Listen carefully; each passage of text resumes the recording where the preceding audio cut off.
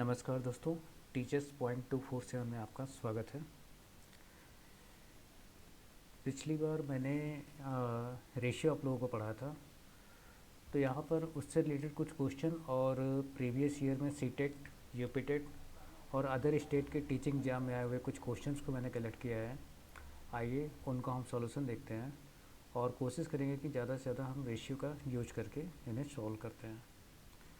तो देखते हैं, ये पहला क्वेश्चन है आपका। देखिए, कुछ क्वेश्चन इंग्लिश है और हिंदी में भी है।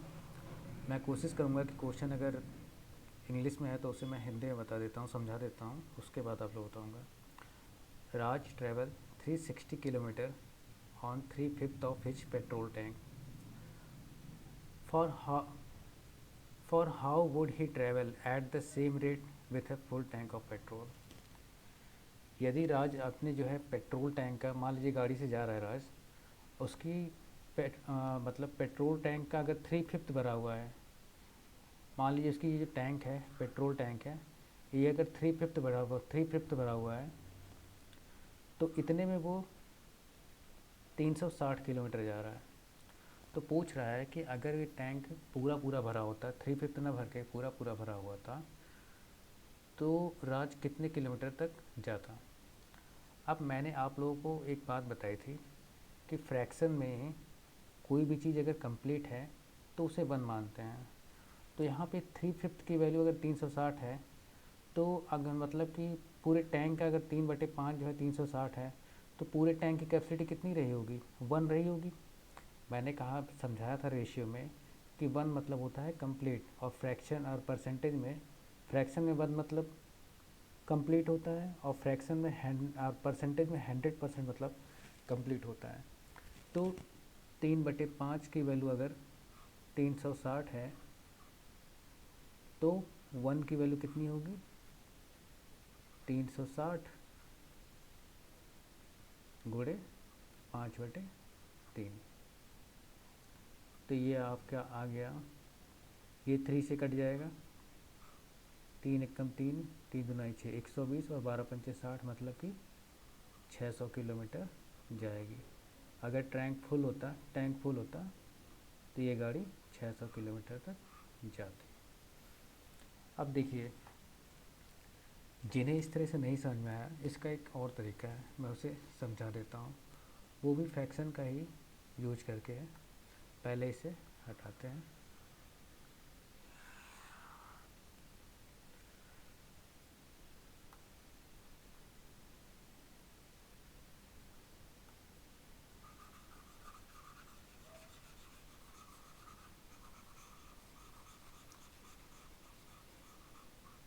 देखिए,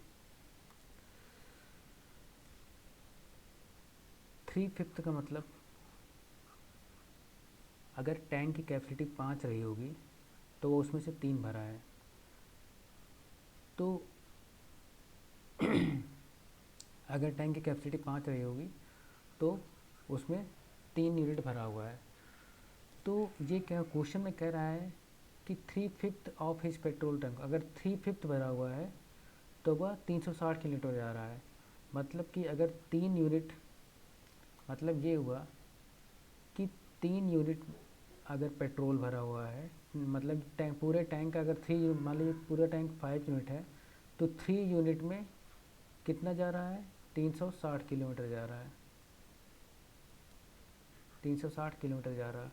तो एक यूनिट में, ये यूनिट है, 4 मत समझ लीजिए आप लोग इसको, यूनिट है। तो एक यूनिट में कितने किलोमीटर जाएगा? हम 3 से डिवाइड कर लेंगे। 360/3 इक्वल टू कितना आ गया? 120, 120 किलोमीटर जाएगा। और पूरा टैंक भरा होता तो कितना यूनिट होता? 5 यूनिट होता ना। तो हमें 5 यूनिट में कितने जाएगा? तो एक यूनिट में 120 जा रहा, तो 5 यूनिट में कितना जाएगा? 120 गुणे 5, 12×5 60, 600 किलोमीटर जाएगा। आइए अब नेक्स्ट क्वेश्चन पर चलते हैं। देखिए, by selling an article for 72 रुपये, there is a loss of 10%। In order to gain 5%, its selling price should be. किसी आर्टिकल को 72 रुपये में बेचने पर 10% का लॉस हो रहा है, तो इसे 5% लाभ प्राप्त करने के लिए हमें इस आर्टिकल को कितने रुपए में बेचना होगा। क्वेश्चन आप लोगों को समझ में आ गया होगा कि जब किसी आर्टिकल को हम 72 रुपये में बेचते हैं तो 10% का लॉस होता है, तो 5% गेन करने के लिए हमें इसे कितने रुपए में बेचना होगा। तो देख लेते हैं कि मान लीजिए आर्टिकल का कॉस्ट प्राइस जो है एक्स रहा होगा,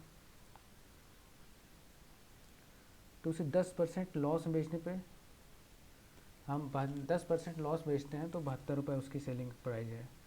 तो इसे हम 10% लॉस, देखिए कोई चीज़ अपने आप का 100% होती है, तो 10% लॉस बेचेंगे तो अपने आप का 90% रहता है, तो x इंटू 90/100 इक्वल टू कितना होगा आपका 72, ये एस पी। तो यहाँ से हम x की वैल्यू निकाल लेंगे। देखिए 0 से ये 0 गया, 9 है 72, तो ये x आपका कितना आ गया 80 आ गया। तो उस आर्टिकल की CP 80 थी। अब इसे 5% लाभ पे बेचना है तो आपकी SP कितनी होगी, तो 5% लाभ बेचने क्या करेंगे, 80 को हम 5% बढ़ा देंगे, गुणे 105/100, तो आपका क्या हो जाएगा,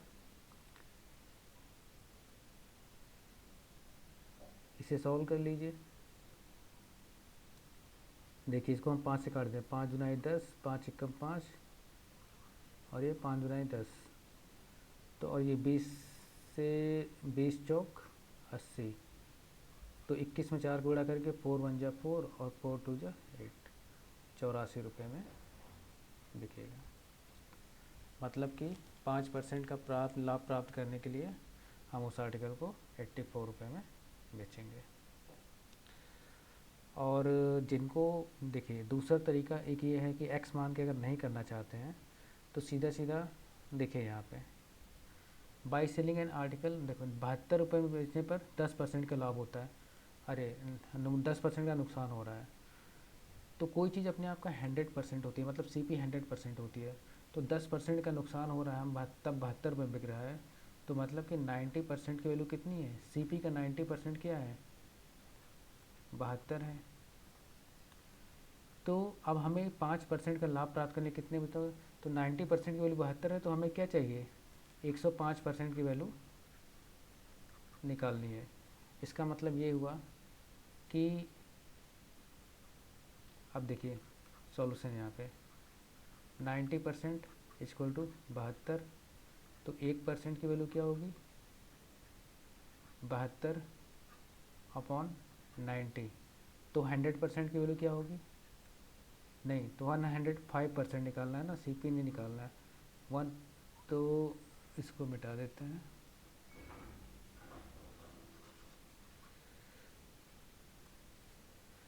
तो 105% की वैल्यू कितनी होगी 72/90 इंटू 105, इसे सॉल्व करते हैं, 9 1 9 और 9 8 72, और ये 2 चौक 8 और 2 5 10, फिर यहाँ से काटते हैं 5 दुनाई 10, 5 एकम 5, फिर 4 एकम 4 और 4 दुनाई 8, 84 आपका फिर से आ गया। ये 105% की वैल्यू कितनी होगी। तो एक तरीका ये है आपका,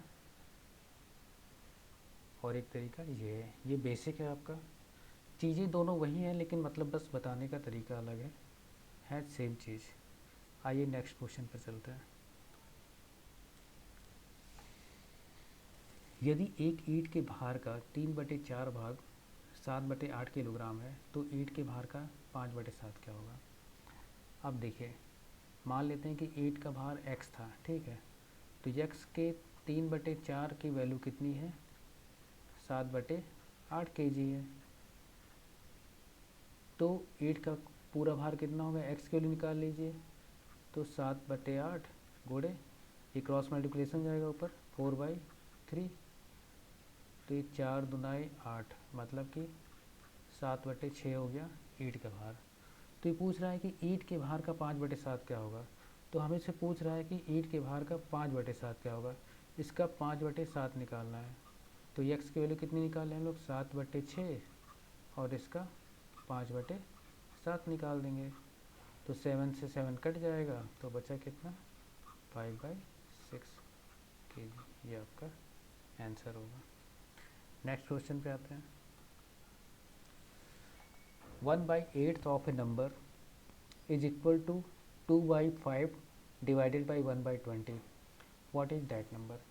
किसी नंबर का 1/8 भाग जो है वो किसके बराबर है, 2/5 भागे 1/20। तो वो नंबर क्या है। पिछले वीडियो मैंने रेशियो का डिवीजन बताया था, तो उसी का यूज करके उसी बेस पे ये क्वेश्चन है। तो देखिए, मान लिया x एक नंबर है, तो उस नंबर के 1 भाग किसके बराबर है, 2/5 डिवाइडेड बाई 1/20। तो डिवीजन मैंने क्या बताया था, इस वाले फ्रैक्शन का मल्टीप्लाई ऊपर हो जाता है और इसका आपस में हो जाता है। मतलब कि 2 इंटू 20/5 इंटू 1 होगा ये, या 5 से कट जाएगा, 5 चौक 20, मतलब कि ये 8 वैल्यू आई। तो x इंटू 1/8 इक्वल टू 8 है, तो x बराबर क्या होगा, 8 8 64। इस 8 का मल्टीप्लाई इसमें 8 में हो गया 64 kg। देखिए कितना साधारण क्वेश्चन है।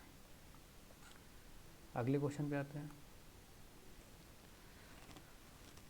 Sachin travel 2/11 of his journey by bus, 17/22 by train and walk the remaining 1 kilometre. How far did he गो।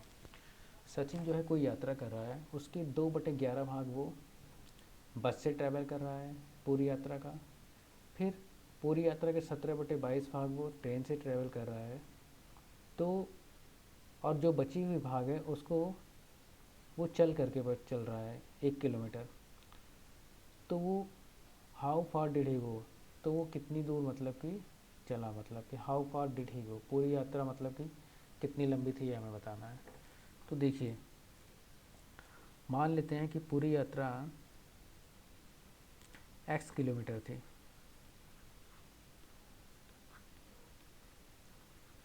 ये x किलोमीटर की पूरी यात्रा थी। तो वो बस से कितना चला,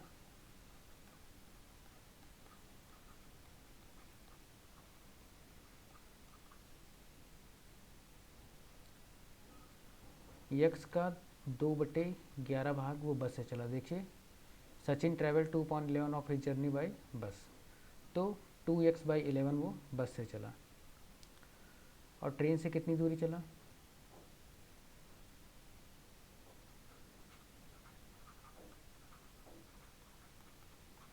ट्रेन से चली दूरी वो आपकी कितनी है, पूरी यात्रा का x का 17/22 है। तो अब बची हुई दूरी कितनी है, 1 किलोमीटर वो पैदल चलता है। हाँ, तो इसको हम एक इक्वेशन देखिए, अगर पूरी दूरी x है, उसमें से हम बस से और चली हुई बस की दूरी, बस से चली गई दूरी और ट्रेन से चली गई दूरी को जोड़ लेते हैं, मतलब कि 2x/11 प्लस 17x/22, ये जोड़ के घटा ले पूरे में से, तो ये 1 आना चाहिए ना, क्योंकि 1 ही पैदल चला है। तो अब इसे सॉल्व कर लीजिए। देखिए, 2x/11 है, इसको हम अगर ऊपर नीचे 2 से गुणा कर दें तो ये आपका कितना हो जाएगा, x माइनस 4x/22 कर दें। अगर इसे 2 से ऊपर नीचे गुणा कर लें, इसलिए गुणा करें क्योंकि इधर भी 22 है और हमें डायरेक्ट जोड़ने को आसानी होगी। तो देखो, नीचे यहाँ भी 22 है, 22 है, एलसीएम 22 हो जाएगा। इसको सॉल्व होंगे, x माइनस एलसीएम 22 है और ऊपर 17 4 21, x इक्वल टू 1। तो इधर क्या आ जाएगा, 22x में से 21 गया, x/22 equal to 1। It means x equal to 22। ये आपका उत्तर है, मतलब कि 22 किलोमीटर की वो यात्रा थी।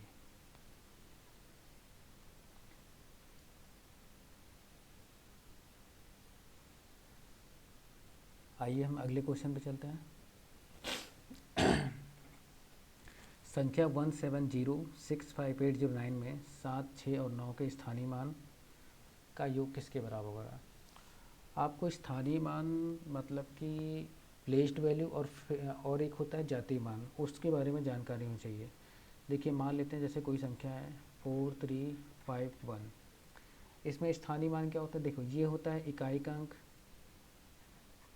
ये दहाई, ये सैकड़ा, ये हज़ार, और फिर ऐसे ही चलता है 10,000, लाख, 10 लाख चलता रहता है। अगर 1 का स्थानीय मान पूछे तो 1 इंटू इसकी पोजीशन वैल्यू, तो ये इकाई है तो 1 होगा, मतलब कि 1 का स्थानीय मान 1 होगा। 5 का स्थानीय मान पूछे तो 5 लिखेंगे, फिर इकाई दहाई, इसकी प्लेस वैल्यू दहाई कितना है 10 है, मतलब कि 50। 3 का स्थानीय मान पूछे तो 3 लिखेंगे, इकाई दहाई सैकड़ा, इसकी पोजीशन वैल्यू कितनी है 100 है, मतलब कि 300। 4 का निकालना है तो सीधा सीधा आप 4 लिखिए और 4 के आगे जितनी संख्या है 1 2 3 उतने 0। तो ये होती है प्लेस वैल्यू, और सारी प्लेस वैल्यू किसी संख्या में सारी प्लेस वैल्यू को जोड़ देने पे वो संख्या मिल जाती है। प्लेस वैल्यू को कहते हैं स्थानीय मान, ये है स्थानीय मान। और एक होता है जातीय मान, जैसे 4 का जातीय मान क्या होगा, फेस वैल्यू, फेस वैल्यू इसे कहते हैं जातीय मान। तो 4 का जातीय मान क्या होगा, 4 ही होगा। 3 का जातीय मान क्या होगा, 3 ही होगा। मतलब कि जिस संख्या का जातीय मान निकालना है वही संख्या उसका जातीय मान होती है। प्लेस वैल्यू में जैसे संख्या चेंज रहती है 5 के आगे, मतलब कि जैसे यहाँ पे एक संख्या तो 1 0 लग गया, 3 के आगे 2 संख्या 0 लग गया, लेकिन जातीय मान में सेम होती है। तो ये तो अंडरस्टैंडिंग हो गई प्लेस वैल्यू और फेस वैल्यू को। ये आपका प्लेस वैल्यू था, स्थानीय मान।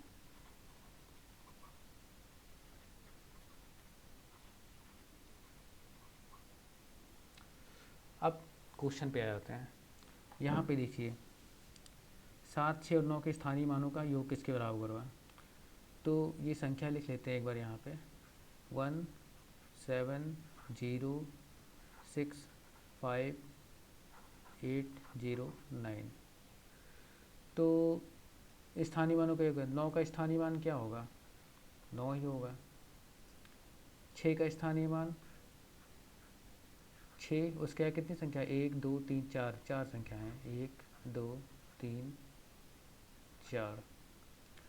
और 7 का स्थानीय मान क्या होगा, आप 7 लिखेंगे, उसके आगे कितनी संख्या है 1 2 3 4 5 6, 1 2 3 4 5 6, कितने जोड़ लेंगे। अब क्वेश्चन में ये कहा गया है कि 7 6 और 9 के स्थानीय मान का योग क्या होगा, तो हम जोड़ देते हैं सिंपल। 7 का स्थानीय मान क्या है आपका 7 0 0 0 0 0 0, ये 7 का स्थानीय मान हो गया। 6 का स्थानीय मान 6 के आगे 4 0, तो ये 6 लिखा, उसके आगे 1 2 3 4 0, और 9 का स्थानीय मान 9 ही होगा। अब इन तीनों को मैंने जोड़ दिया तो यहाँ पे 9 आ गया, 1 0 2 0 3 0 6 और 0 6, यहाँ पे 0 और 7 उतर जाएगा। तो आपका उत्तर क्या हो गया 706009, 706009, तो 706009, तो आपका आंसर ये होगा। आइए हम नेक्स्ट क्वेश्चन पे चलते हैं। 10,000, 10 इकाई और 10 दहाई किसके बराबर है। यहाँ पे दिखाइए संख्या में एक जो बेसिक अंडरस्टैंडिंग चेक की गई है। आप लोग को पता होगा कि जैसे कि मान लीजिए मैं लिखता हूँ कि 10,512 कोई संख्या है, तो ये 2 इकाई है, ये दहाई का अंक है, ये सैकड़ा, ये हज़ार और ये 10,000 है। फिर इसके बाद लाख, 10 लाख, करोड़, 10 करोड़, सब ऐसे होता है। तो 10,000 प्लस 10 इकाई सबसे पहले 10,000, तो देखिए 10,000 मैंने लिख दिया, प्लस 10 इकाई, इकाई मतलब 1 होता है, 10 गुणे 1, प्लस 10 दहाई, देखिए इकाई दहाई, दहाई के स्थान मतलब 10 होता है, दहाई मतलब 10 होता है, तो 10 दहाई, तो 10 गुणे दहाई का मतलब 10 होता है। अब इन सबको जोड़ दिए तो ये आपका हो गया 10,000 हो गया, प्लस 10 प्लस 100, तो तीनों को जोड़ देंगे अगर हम तो क्या हो गया 10,110 हो गया। तो ये हो गया 10,110, जो कि आपका ऑप्शन नंबर 1 है। नेक्स्ट क्वेश्चन पर आते हैं। यदि संख्या 16, देखिए स्थानीय मान और जातीय मान में बता चुका हूँ, यहाँ पे उसी का यूज करके क्वेश्चन बना दिया गया इजी सा। 16 470 में 6 का स्थानीय मान माइनस 7605 में 6 का स्थानीय मान इक्वल टू 6 इंटू ये, यहाँ मतलब ये है तो इसकी वैल्यू बतानी है। मान लीजिए यहाँ x है तो x की वैल्यू बतानी है, तो क्या करेंगे 16 6 4 7 0 में 6 का स्थानीय मान कितना होगा, तो 6 के आगे कितनी संख्या है 1 2 3, तो 6 के आगे 1 2 3, इसका स्थानीय मान माइनस 7605 में 6 का स्थानीय मान, तो यहाँ पे 6 के आगे कितनी संख्या है दो संख्या है, तो 6 के आगे 2 0, इसकी वैल्यू इक्वल टू 6 गुणे ये फिल इन द ब्लैंक्स, ये मैंने मान लेते हैं कि ये x है, ठीक है। तो x की वैल्यू तो 6000 में से 600 गया कितना आया 5400 इक्वल टू 6x, तो x इक्वल टू क्या होगा 5400 में 6 से भाग दे देंगे, तो ये 6 9 या 54 900 आ गया। तो मतलब कि x बराबर आपका 900 होना चाहिए था। अगले क्वेश्चन पे आते हैं।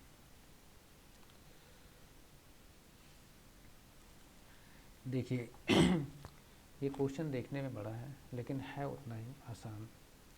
5 अंकों की संख्या में दहाई के स्थान पर 8 है, इकाई के स्थान पर अंक, दहाई के स्थान पर अंक का 1/4 है, हजारवें स्थान पर 0 है, सैकड़े स्थान पर अंक इकाई के अंक से 2 गुना है और 10,000वें स्थान पर अंक इकाई के स्थान पर अंक का 3 गुना है, तो संख्या क्या है। देखिए मैंने बताया था ना इकाई दहाई सैकड़ा हज़ार।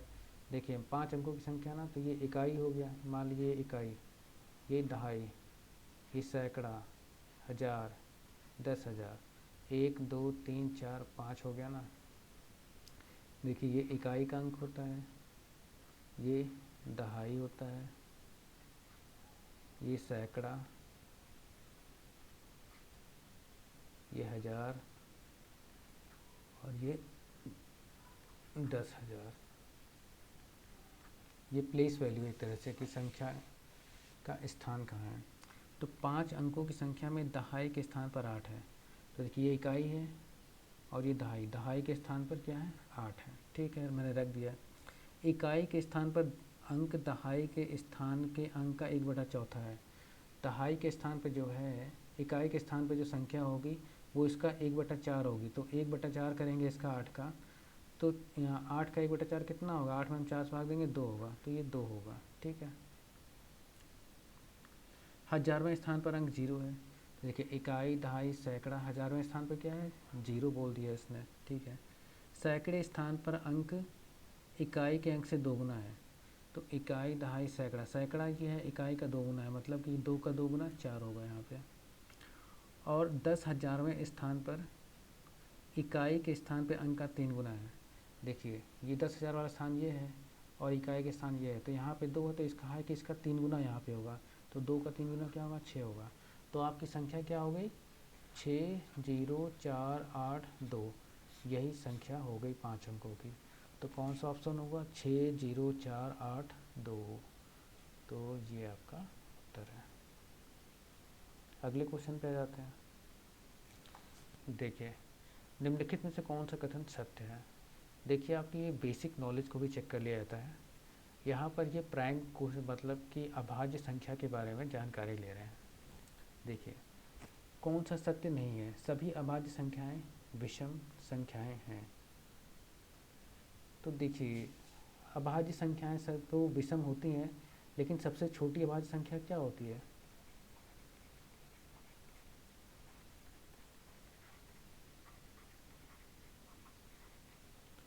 सबसे छोटी अभाज्य संख्या जो होती है 2 होती है, जो कि एक अकेली सम संख्या है, इस सम अभाज्य संख्या है। इसके बाद जितनी भी अभाज्य संख्या होंगी वो विषम होगी। तो इसने कहा है कि सभी अभाज्य संख्याएं विषम होती हैं, लेकिन यहाँ तो सम भी होती है, तो ये कथन सत्य नहीं है, मतलब कि उत्तर वैसे यही होगा। बाकियों को भी चेक कर लेते हैं। अपरिमित रूप से अनेक अभाज्य संख्याएं हैं। अब देखिए, संख्याओं की संख्या तो अनगिनत होती है, इनफाइनाइट होती है, अनंत तक होती है, तो प्राइम नंबर भी अनंत होंगे, ये ठीक है। एक अभाज्य संख्या में केवल 2 गुणनखंड होते हैं। हमें अभाज्य संख्या की डेफिनेशन क्या है कि या तो वो संख्या अपने से कटेगी या एक से कटेगी, तो सही बात है, एक अभाज्य संख्या में 2 गुणनखंड होते हैं। केवल 4 एकल अंक अभाज्य संख्याएं हैं। एकल अंक अभाज्य संख्याएं कितनी हो सकती हैं? 1 2 3 4 5 6 7 8 9 और 10। इसमें अभाज्य संख्या कौन कौन सी हैं? एक तो ये है, 3 भी है, 5 अभाज्य संख्या है, ठीक है, फिर 7 भी है। तो देखिए 1 2 3 4, 9 नहीं है क्योंकि ये एक से ज़्यादा फैक्टर हो जाएंगे, तो 1 2 3 4, तो केवल 4 एकल अंक संख्या, ये भी बात सही है। तो आपका उत्तर कौन सा होगा? ए होगा। कि कौन सी सही नहीं है? तो ये ऑप्शन नंबर 1 की सभी अभाज्य संख्याएं विषम संख्याएं, ये बात सही नहीं है। अगले क्वेश्चन पे आते हैं।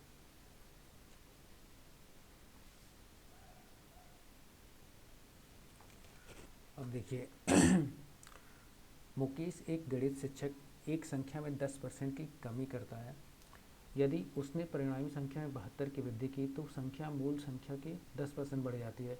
तो मूल संख्या बताइए।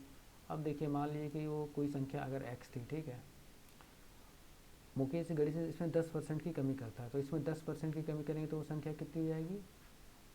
90% हो जाएगी।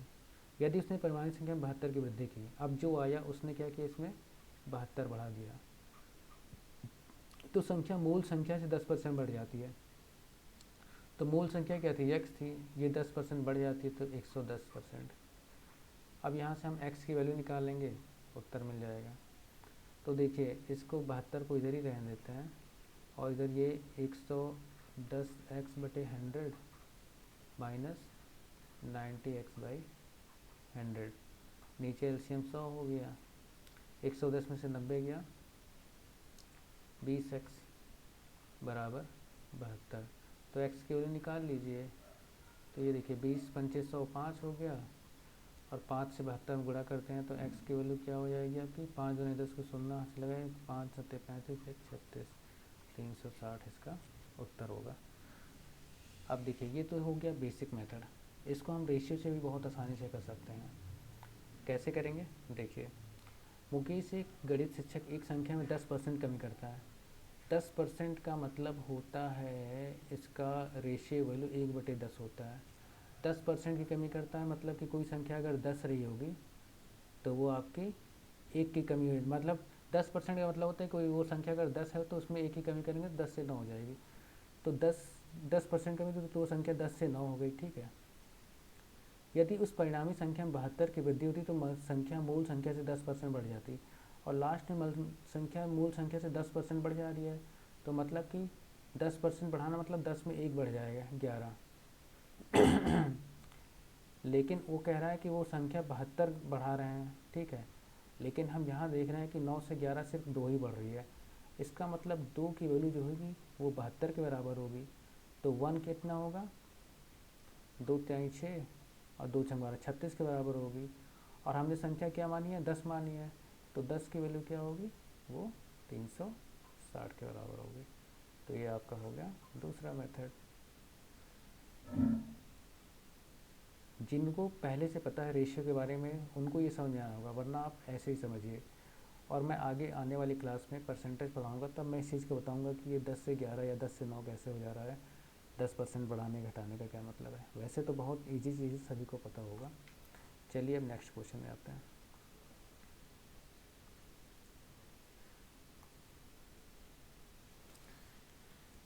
एक रेलगाड़ी ए स्थान से बी स्थान तक 60 किलोमीटर घंटा से यात्रा करने में 3 घंटे का समय लेती है। देखिए, जैसे ये कोई ए स्थान है और ये बी है, ठीक है, तो ये 3 यहाँ से यहाँ तक ट्रैवल करने में 60 किलोमीटर प्रति घंटा स्पीड है और वो 3 घंटे का समय लेती है। तो दूरी ये कितनी होगी? हमें पता है कि दूरी बराबर जो होता है चाल गुणे समय होता है। तो चाल 60 है, समय 3 है, तो मतलब कि 180 किलोमीटर की ये दूरी कितनी है, मतलब कि इसका मतलब ये होगा कि ये 180 किलोमीटर दूरी है, ठीक है, लेती है। उसी ट्रेन को 50% की बढ़ी हुई गति से 20 तक में 2 घंटे लगते हैं। अब मान लीजिए कि ये बी है और यहाँ पे मान लेते हैं कि सी है, तो इनके बीच में 2 घंटा लगता है और स्पीड 50% बढ़ा लेते हैं। तो 60 को 50% बढ़ाएंगे, 50% मतलब कि गुणे 150/100। ये 0 से 0 गिरे, 5 3 15, 5 9 10 और ये 2 3 6। 50% बढ़ाएंगे तो 90 किलोमीटर प्रति घंटा की स्पीड जाएगी। तो यहाँ स्पीड कितनी है? 90 किलोमीटर प्रति घंटा। और कितना समय लग रहा है? 2 घंटे। तो मतलब कि यहाँ पे भी अगर हम डिस्टेंस निकालेंगे तो क्या होगा? 90 गुणे 2 मतलब कि 180 यहाँ पे भी हो गया।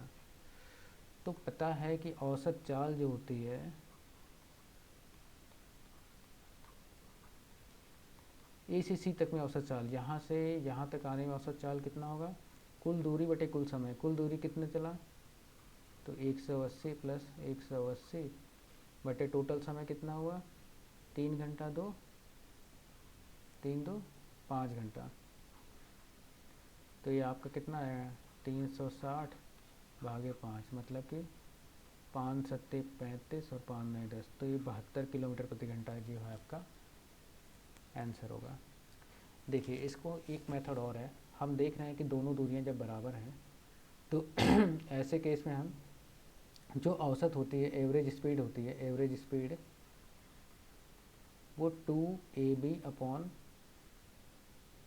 प्लस बी से भी निकाल सकते हैं, जहाँ पे ए बी चाल है। जब ये कब हो? जब दूरियां समान हो। तो पहली चाल कितनी थी? 2 गुणे पहली बार स्पीड कितनी थी? 60। दूसरी बार स्पीड कितनी हो गई थी? 90/a plus B. 9 6 15 150। जब इसे हम सॉल्व करेंगे तो देखिए इस जीरो से ये जीरो घटा, 3 त्रिकाई 9, 3 पचे 15 और इससे 5 एकम 5, 5 दुनाई 10, 12 36 दुनाई 72। देखिए यहाँ से भी 72 किलोमीटर प्रति घंटा स्पीड आ गई। तो आज हमने कुछ मिक्स क्वेश्चन किए जो प्रीवियस ईयर टीचिंग एग्जाम में आए थे। आशा करते हैं कि आपको कुछ सीखने को मिला होगा, और अगर कुछ सीखने को मिला तो इस चैनल को आप सब्सक्राइब कर लीजिए और वीडियो को लाइक करते रहिए ताकि आगे आने वाले वीडियोज़ के नोटिफिकेशन आपको मिलते रहें। तो इसी के साथ इस वीडियो को ख़त्म करते हैं। धन्यवाद दोस्तों।